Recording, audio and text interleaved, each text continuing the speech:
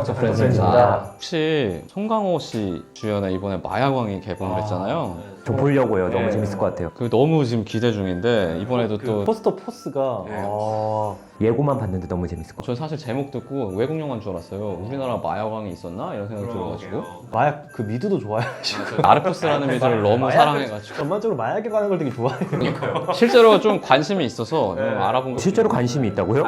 마약 자체가 아니고 우리나라에서는 이제 필로폰, 피로뽕, 뽕 이렇게 부르잖아요. 그래 다 들어보셨죠? 예. 그게 이제 같은 마약을 메스암페타민이라는 마약을 지칭하는 용어예요. 그게 이제 일종의 각성제인데 뭐 사용하는 걸 보거나 그런 사용 사례를 본 적이 있나요? 암페타민 뭐 ADHD라고 어쩌할 줄 모르는 아이들이나 성인한테 치료 목적으로 이제 쓰는 건 봐서도 그 약을 처방해 본 적은 별로 없는 것 같아요. 우리나라에서는 메스암페타민은 아예 금지가 되어 네. 있죠.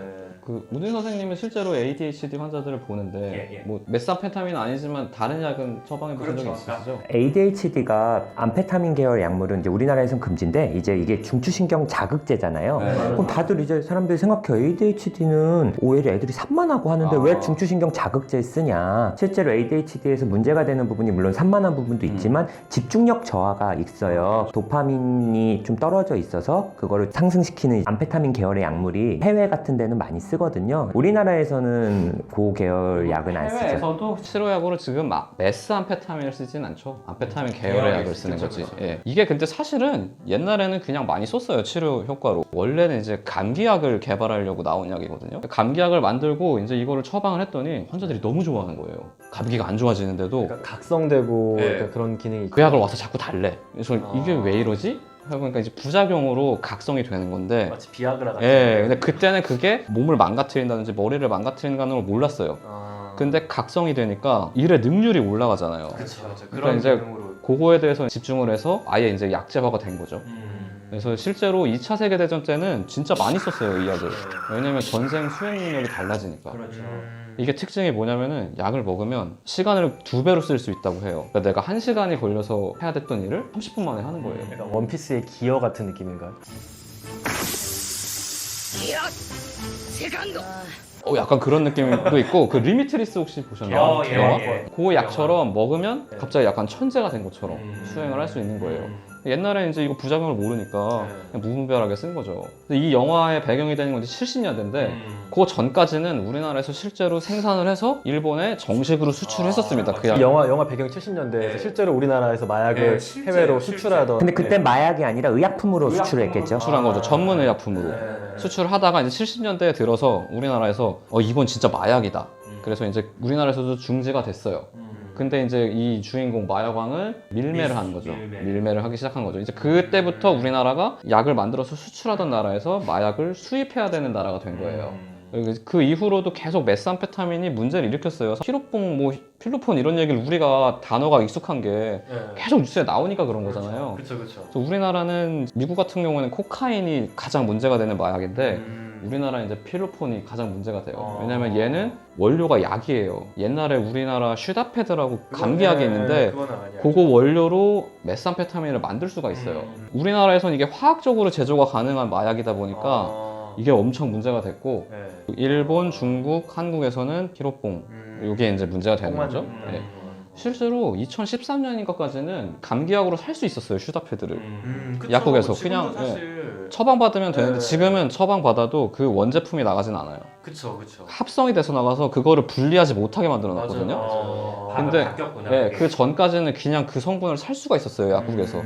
근데 원룸에서 이제 그걸 가지고 마약 제조하던 사람이 잡힌 거예요. 원룸에서 슈다패드 가지고. 네, 근데 이 사람들이 무슨 화가 나거나 그런 게 아니라 아무 지식이 없는 사람들이 인터넷에서 그냥 찾아서 그걸 만든 거예요. 근데 실제로 필로폰이 만들어졌어. 진짜 위험하네요. 이게 너무 위험하다. 그래서 이제 그때부터 법이 제정이 돼서 약국에서는 이제 아예 못 팔게 되어 있고 심지어 지금 구글링도 되는데 뭐 집에서 폭탄도 만드는데. 맘만 먹으면 만들 수 있을 거 아니에요. 그래서 그러니까 다 금지가 되고 이제는 저희가 이제 병원에서 처방하는 약도 용량이 확 줄어들고 엄청 적어요. 네, 그렇게 지금 정리가 됐거든요. 그래서 그런 역사가 있는데 마약의 역사라고 왜 이렇게 잘하세요? 뭐 진짜 마약왕을 꿈꾸시는 건 아니고. 그런 건 아니고요. 되게 뭐 존경하는 인물 중에 이두삼 씨. 이 암페타민 계열이 외국에도 굉장히 문제가 된대요. 이제 엄마들이 자기 아이가 ADHD라고 이제 거짓말을 하고 본인들이 복용해서 그래서 하는 경우도 있고 한때는 메이저리그 같은 때 야구 선수들이 그렇죠. 성인 ADHD라고 해서 약을 타서 먹는데 그러면 뭐 야구공이 수박만하게 보인대요. 그러면 다들 집중력도 좋아지고 하니까 이게 일종의 각성제고 머리에서 뭐 도파민, 세로토닌 이런 여러 가지 각성들이 나와가지고 순간적으로 그럴 수는 있는데 쓰면 쓸수록 그 약효의 효능이 떨어져요. 떨어지고 내성이 되게 빨리 생기는 약이고 그리고 이제 그러니까 더 많이 먹게 되잖아요. 그런 과다 복용하게 되면은 동공 커지고 막 땀나고 체온 올라가고 의식 흐려져가지고 응급실로 왔을 때 보통 이제 그런 마약 같은 걸 의심할 수 있는 여러 가지 징후들도 있고 심하게 먹으면은 뇌졸중이라든지 뭐 심장 이제 부정맥이라든지 이런 증상으로 사망에 이를 수도 있다라고 배웠고 특별히 그런 상태에서 뭐 별로 쓸 수 있는 약은 별로 없어요. 이제 약간 보조적인 치료를 하는 건데 코카인보다도 훨씬 위험해요. 그리고 이제 좀 재밌는 게 지금 미국이나 이런 영화에서는 마약을 묘사하면은 장면 보면 다 이렇게 코로 흡입하잖아요. 근데 우리나라나 일본 만화나 이런 걸 보면은 다 뭐 나쁜 주사로 주사 자국이잖아요. 얘는 주사로 할 때 제일 효과가 좋대요. 그리고 코로 하는 것보다 바로 확 가야.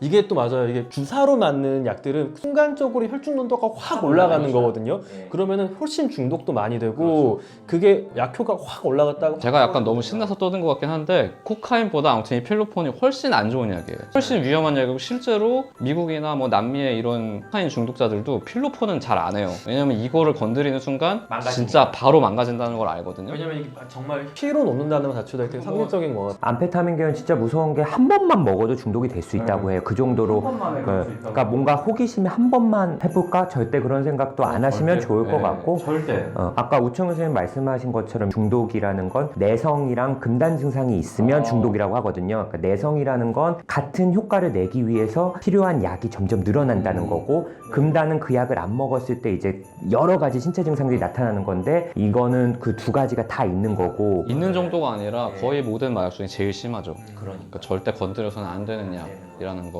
저는 이주삼 씨를 존경하지 않는다는 거. 근데 왜 이렇게 마약을 너무 공부를 많이 해가지고 왜 그러는 거예요? 사연이 있나요? 이걸 나르코스를 너무 재밌게 봐가지고. 나르코스. 네, 그래서 나도 재밌게 봤는데 이렇게 찾아보진 않거든요. 그걸 왜 찾아봐? 저 이제 그걸 왜 찾아봐요? 글도 쓰니까 왜냐면 그런 소재로 한번 소설을 써볼까 생각을 했었어요. 다음 뭐 그거는 뭐 마야강 한산이가 뭐 마야강 한산이가 마야강 오진승 마음에 들어요. 왜냐면 별명이 원래도 약쟁이기도 하고. 예. 마야강 오진승. 하여튼 요걸 알고 보시면 좀 더 재밌게 보실 수 있을 것 같아요. 우리나라가 왜 필로폰이 유행할 수밖에 없었고 그런 상황이 있었다 이런 거. 위험하다. 그리고 2013년까지도 우리나라에 제조가 실제로 됐던 약이고 이게 네. 슈더패드에서 이게 합성이 가능하니까 쉽게 만들 수 있었을 거예요 사실은. 무서운 일이 예. 아무튼 그걸 알고 보시면 더 재밌을 겁니다. 이걸 보고 영화를 같이 보시면 또 재밌겠다. 저희도 같이 보러 가죠. 알겠습니다. 네, 알겠습니다. 예. 감사합니다. 여기까지 영상을 보신 당신 정말 영상을 재밌게 보셨군요. 그렇다면 구독 버튼은 필수겠죠? 구독 버튼 그리고 관련 영상은 여기에 있습니다. 마음 많은 100만 유튜버 당신의 도움이 큰 도움이 됩니다. 100만 가자!